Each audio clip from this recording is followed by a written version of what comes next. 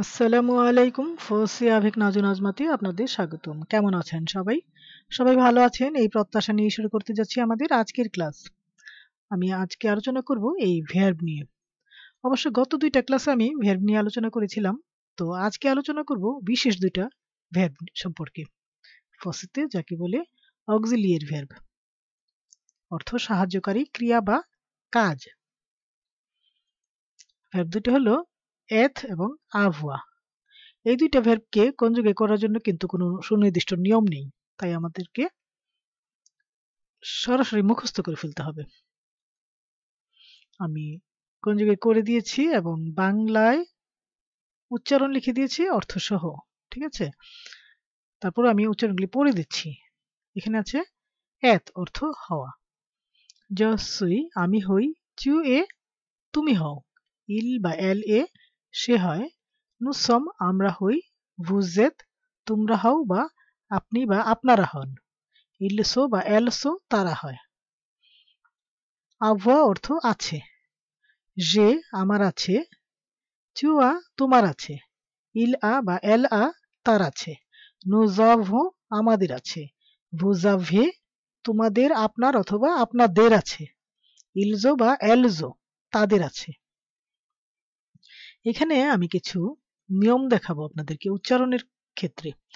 আমি প্রথম দিনই আপনাদেরকে বলেছিলাম যে ফসিতে উচ্চারণের ক্ষেত্রে, লিখার ক্ষেত্রে এবং বলার ক্ষেত্রে ভয়েল লেতের কারণে কখনো কখনো পরিবর্তন করতে হয় আমাদেরকে। তো এখানেও আমাদেরকে একটু পরিবর্তন করতে হয়েছে এই ভয়েল লেতের কারণে। এখানে আসলে ছিল এই রকম জ, কিন্তু এখানে একটা ভয়েল লেত ঠিক পরেও যেই শব্দটা শুরু হয়েছে একটা ভয়েল লেত দিয়ে, এখানে মুখোমুখি দুইটা ভয়েল লেত হয়ে যাওয়ার কারণে এই প্রথম জয়ের প্রথম ভয়েল লেতটাকে বাদ দিয়ে একটা আপস্থপ দিতে হয়েছে এবং এটাকে উচ্চারণ করতে হয়েছে একসাথে মিলিয়ে। অর্থাৎ এইভাবে দুইটা শব্দে যখন মুখোমুখি দুইটা পাশাপাশি দুইটা ভয়েল থাকে তখন প্রথম ভয়েলটাকে রিফ্লেশ করতে হয় একটা আপস্থপের মাধ্যমে। ঠিক আছে, এছাড়া আরেকটা নিয়ম আছে এখানে, যেমন দেখুন আমরা তো জানি ফসিতে সাধারণত মানে কোনো শব্দের শেষের কনসোনের উচ্চারণ হয় না, তাই আমরা এখানে উচ্চারণ করি কি, এখানে আছে শেষে একটা এস, কিন্তু আমরা এই এসটার উচ্চারণ করি না, নো। এখানেও ভু, এখানে ইল বা এল এগুলির উচ্চারণ কিন্তু আমরা মানে এস গুলির উচ্চারণ কিন্তু আমরা করি না কখনো, তাই না? কিন্তু যেমন এখানে আছে কি ভু, ঠিক পরের শব্দটা যদি ভয়েল লেট দিয়ে শুরু হয় তাহলে এই দুইটা শব্দকে একসাথে মিলিয়ে পড়তে হবে এবং এই ক্ষেত্রে এই এস এর উচ্চারণটা হবে। ঠিক আছে, তাহলে এখন উচ্চারণ কি হলো, ভুজেত, আমরা এস এর উচ্চারণ করছি। আর যেহেতু এস এর আগে একটা ভয়েল পরে একটা ভয়েল দেখতে পাচ্ছি, সেজন্য আমরা এখন এস এর উচ্চারণ কি করছি, জ। ঠিক আছে, তাহলে আমরা ভয়েল লেট দিয়ে যখন কোনো শব্দ শুরু হয় তখন আগের শব্দটাকে একসাথে মিলিয়ে উচ্চারণ করব। কখনো কখনো অবশ্য ব্যতিক্রম আছে, সেগুলো আমরা পরে দেখব। ঠিক এখানেও দেখুন এই যে নু এর পরে যে শব্দটা ভার্বটা আছে এটা কি একটা ভয়েল লেট দিয়ে শুরু হয়েছে, তাই না? তাহলে এটাকে আমরা মিলিয়ে পড়ব, এখানে আমরা মিলিয়ে পড়ব।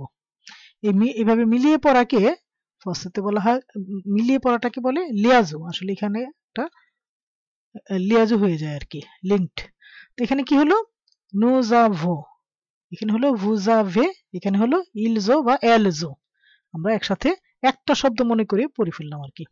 ঠিক আছে, আর এসকে কেন জো পড়েছি তা তো বুঝতেই পারছেন, যে আগে এবং পরে ভয়েল থাকার কারণে, তাই না? তো আমরা এইভাবে আপনাদের সুবিধার জন্য আমি এইভাবে একসাথে মিলিয়ে লিখে দিয়েছি, কিন্তু আসলে লেখার ক্ষেত্রে কিন্তু একসাথে মিলিয়ে লিখলে হবে না, লিখতে হবে আলাদাভাবেই, শুধু পড়ার ক্ষেত্রে এইভাবে মিলিয়ে পড়তে হবে। ঠিক আছে, তো আমরা উচ্চারণের কিছু খুঁটিনাটি নিয়ম দেখলাম। আমরা দেখব এখন বাক্যের মধ্যে কিভাবে ব্যবহার করতে হবে এই সাহায্যকারী ক্রিয়া বা কাজগুলিকে। আমরা কিন্তু বাংলায় অনেক সময়ই অনেক বাক্যে অনেক ক্রিয়া বা কাজ ব্যবহার করি না। যেমন এখানে আছে আমি নাজু, এখানে কোনো ক্রিয়া বা কাজ নেই। তাহলে আমরা তো জানি যে ফসেতে বাক্য গঠন করার জন্য প্রথমে বসাতে হয় কি সুজে, ঠিক তারপর পরে বসাতে হয় একটা ভের্ব। তো এখানে যেহেতু কোনো ভের্ব নেই, এখানে আছে সুজে, তারপরে পরে কোনো ভের্ব নেই, আমরা এখন এখানে একটা ভের্ব বসাবো। তাহলে আমরা একটা সাহায্যকারী ভের্ব বসাবো এখানে। তো সাহায্যকারী ভের্ব আমাদের আছে এখানে দুইটা, একটা এত অর্থ হওয়া, একটা আবহাওয়া অর্থ আছে। এই দুইটা ভের্ব থেকে আমাদেরকে এখন একটা ভের্ব বসাতে হবে সুজি অনুযায়ী। তাহলে আমি কি বসাবো, যেহেতু আমি, তো আমির পরে কি বসে, হই অথবা আছে, এই দুইটা থেকে নিতে হবে, তাই না? তো আমরা বাংলায় যদি কথাটা ভালো করে খেয়াল করি, তাহলে নিশ্চয়ই আমরা এইভাবে বলবো না যে আমি আছে নাজু, আমি কি বলবো, আমি হই নাজু, তাই না? তাহলে আমরা বাংলায় কি লিখবো, আমি হই নাজু। এখন ফসেতে বলার জন্য এই বাক্যটা সঠিক হয়েছে। এটা এইভাবে বললে কিন্তু ফসেতে ভুল হতো, ঠিক আছে? তাহলে আমরা এখন এটাকে যদি ফসেতে ট্রান্সলেট করি তাহলে কি হবে, যে সুই নাজু। ঠিক আরেকটা বাক্য যদি দেখি আমরা, আমি অসুস্থ, এখানেও কিন্তু কোনো ভের্ব নেই, ঠিক আছে? তাহলে আমরা কি করব, এখানেও একটা সাহায্যকারী ভের্ব বসাবো, ক্রিয়া বা কাজ বসাবো। ঠিক এই আগেরটার মতোই, আমি হই অসুস্থ, নিশ্চয়ই আমরা আমি আছে বলবো না, তাই না? তো এরকম আমি জ লিখেছি, আপনি চুয়ে মালাদ, চুয়ে অসুস্থ, এরকমও আমি এটাকে ট্রান্সলেট করিনি অবশ্য। আমি হই অসুস্থ, এটাকে ট্রান্সলেট করলে কি হয়, যে সুই মালাদ। তো এরকম আপনি যদি এখান থেকে অন্য কোনো সুজে নিয়ে বলতে চান, তাহলেও এরকম ভাবে পাশের যে কনজুগেট করা আছে এখান থেকে বসিয়ে তারপরে বাক্যটা সাজাতে হবে। যেমন আমরা হই নুসম, আমরা হই বাংলাদেশি, আপনি হন বাংলাদেশি, আপনি হন মালাদ, আপনি হন ডাক্তার, এভাবে আমরা যদি বলতে চাই তাহলে এভাবে সুজে এবং ভের পাশাপাশি লিখে তারপর বলতে হবে, ঠিক আছে? আমরা বাংলায় যে কথাগুলি মানে ভের্ব ছাড়া বলি, আমরা এমন অনেক শব্দই বলি, অনেক বাক্যই বলি। যেমন বলি যে আমি গাড়ির সামনে, এই কথাটাতেও কিন্তু কোনো ভের্ব নেই। তাহলে আমি গাড়ির সামনে, এটাতে একটা ভের্ব বসাতে হলে কি হবে, আমির পরে কি বসাতে হবে, আমি হই গাড়ির পাশে, তাই না? তারপর এখানে যদি আমি বলি, এরকম অনেক বাক্যই আছে, আমরা পরবর্তীতে আরো দেখবো, যখন কিছু উদাহরণ দেখবো, পুরোপুরি বাক্য লিখবো, তখন আমরা বুঝবো। তো এখন আমি কিছু উদাহরণ দেখবো এই ভের্বের ব্যবহার নিয়ে। যেমন এখানে আছে আমার 20 বছর, এখানেও কিন্তু কোনো ভের্ব নেই। তাহলে আমাদেরকে কি করতে হবে, এখানে একটা ভের্ব বসাতে হবে, সাহায্যকারী ক্রিয়া বা কাজ বসাতে হবে। আমি কি বসাবো এখানে, এখান থেকে হই অথবা আছে, তাই না?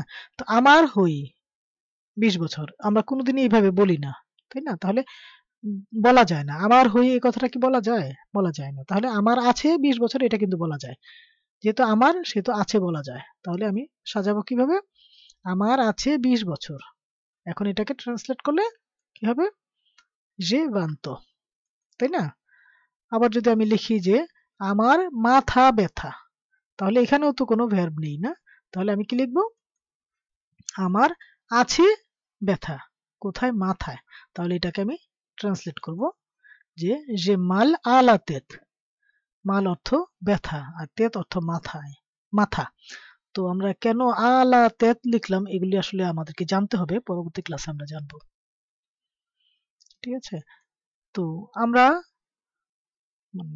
যখন এই ভের্বগুলিকে এত এবং আবহাওয়া ভের্ব থেকে যখন আমরা কোনো সাহায্যকারী ব্যবহার করবো বাক্যের মধ্যে, তখন খুব সাবধানে বাংলা এই জিনিসটা খেয়াল করব যে কখন আমরা এত হওয়া থেকে, এত অর্থ যে হওয়া, এই হওয়া থেকে ভ্যাব নিব, আর কখন আবহাওয়া থেকে আমরা ভ্যাব নিব ব্যবহার করার ক্ষেত্রে, ঠিক আছে? এটা একটু ভালো করে খেয়াল করলে, বাংলায় খেয়াল করলেই দেখবেন জিনিসটা আপনার কাছে পরিষ্কার হয়ে যাবে, ঠিক আছে? তাহলে আমরা সুজি এবং ভ্যাব সম্পর্কে মোটামুটি জানলাম। তো আগামী ক্লাসে আমি এই অংশটা কমপ্লিমো নিয়ে আলোচনা করব, কারণ আমরা এখনো কমপ্লিমো সম্পর্কে কিন্তু কিছুই জানি না।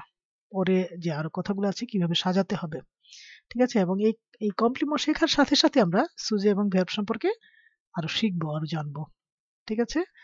তাহলে দেখা হবে আবারও আগামী ক্লাসে। ভালো থাকবেন সবাই। আল্লাহ হাফেজ।